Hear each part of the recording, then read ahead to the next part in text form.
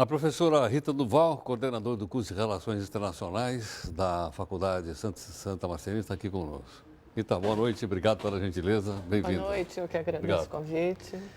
Bom,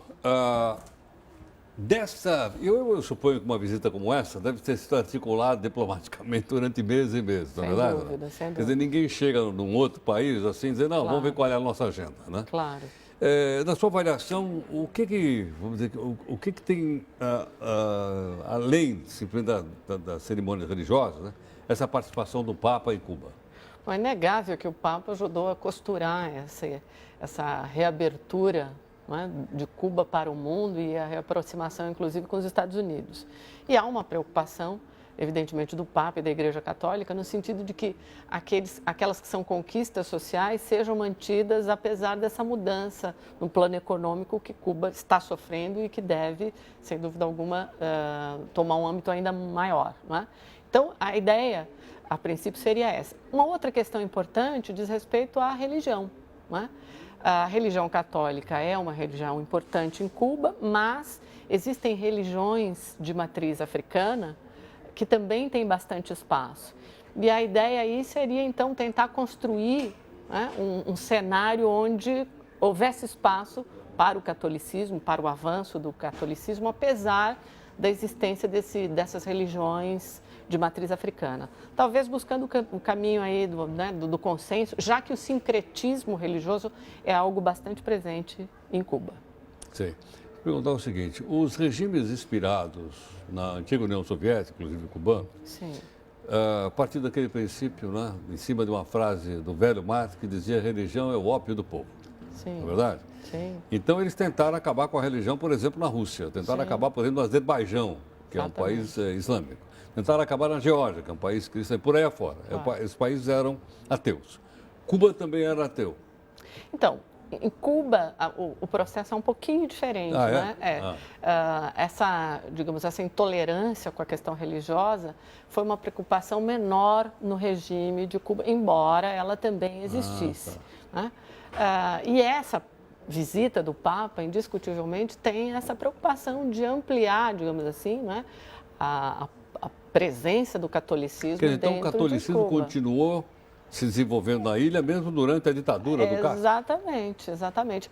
Aliás, é muito interessante porque a visita do Papa é precedida, né, de um grande trabalho de aproximação entre Cuba e Estados Unidos, feito pelo Papa Francisco, com várias cartas que teriam sido escritas pelo Papa e enviadas aí ao presidente de Cuba, né? Aliás, todo mundo gostaria muito de saber o conteúdo e o teor dessas cartas. Mas imagina-se que uma das questões discutidas tenha sido essa, da permanência das garantias sociais, dos avanços sociais, a despeito aí de uma possível onda de consumismo, e da questão da presença do catolicismo dentro da ilha. Agora, quando o Papa fala em onda de consumismo, consumir com o quê? Se o pessoal lá não ganha nada?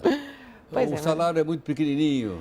Pois é, mas eu acho que ele quis dizer, na verdade, alguma coisa muito mais ampla, né? Ele quis falar sobre essa necessidade do Estado de preservar esses avanços sociais, essas garantias sociais que indiscutivelmente existem em Cuba, na área da educação, da saúde, não é? Porque o que a gente observa acontecer no mundo, e que aconteceu na antiga União Soviética, foi esse abandonar aí dessas preocupações com essa qualidade de vida, as garantias sociais dessa mesma população, não é? Então, talvez a preocupação do Papa quer dizer, seja aderiram essa. rapidamente ao capitalismo. Isso, exatamente. Alguns até selvagens, como o caso, por exemplo, da Rússia, que foi o capitalismo selvagem, né? A Rússia, a economia russa hoje, pós-comunismo, está na mão de grandes magnatas, da máfia, essa coisa toda. Exatamente. A preocupação seria mais nesse sentido, né? De assegurar essa que é uma qualidade importante em Cuba e que essas preocupações fossem preservadas e as garantias também continuassem existindo, a despeito da necessidade de Cuba se abrir economicamente para o mundo. Sim. Agora, se fala também em liberdade de imprensa, liberdade de expressão, porque religiosa eu estou vendo que tem, né, ou não? Sim, sim. Liberdade religiosa não tem, porque se a igreja está lá. O Papa foi visitar o Se as religiões de matriz africana estão lá. Exatamente.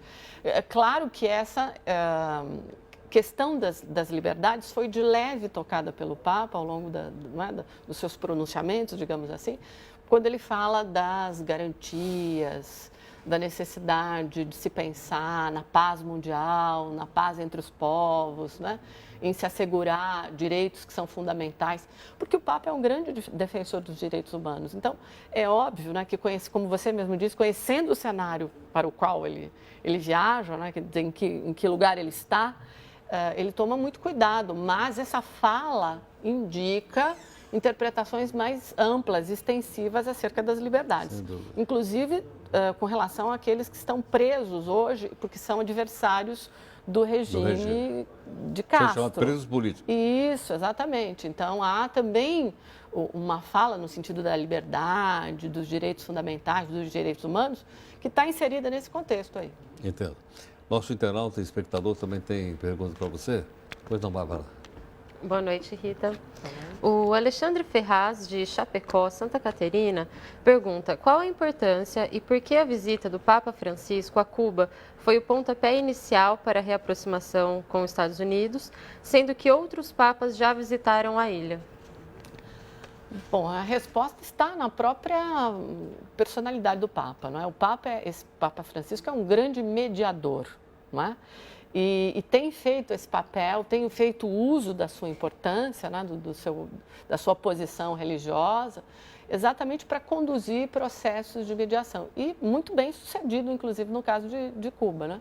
Daí a visita dele ser um marco importante. Não é por acaso que ele sai de Cuba e vai para os Estados Unidos. Né? Imagina-se, inclusive, que ele vá tocar em questões como Guantánamo, né? Que são questões muito delicadas e que dizem respeito aí a essa relação entre Estados Unidos e Cuba. E tem também a questão do bloqueio econômico, sim, que continua sim, existindo, apesar da sim, aproximação sim, entre os dois países, não é isso? E que ele deve abordar, imagina-se que ele aborde, né? Falando sobre essa questão de direitos humanos, da necessidade de garantir aos povos liberdade. Porque ele vai poder falar do outro lado depois, não é isso? Isso. A ideia é essa, né?